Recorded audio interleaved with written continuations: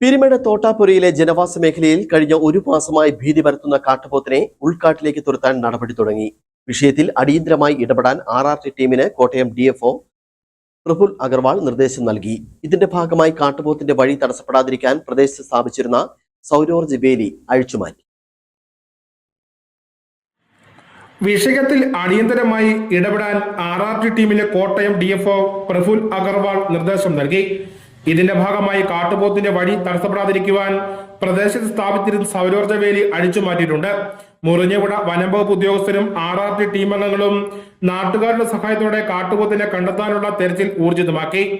രാപ്പകലില്ലാതെ ജനവാസ മേഖലയിൽ തമ്പടിക്കുന്ന ഈ കാട്ടുപോത്ത് പ്രദേശവാസികൾക്ക് വൻ ഭീഷണിയാണ് ഉയർത്തുന്നത്.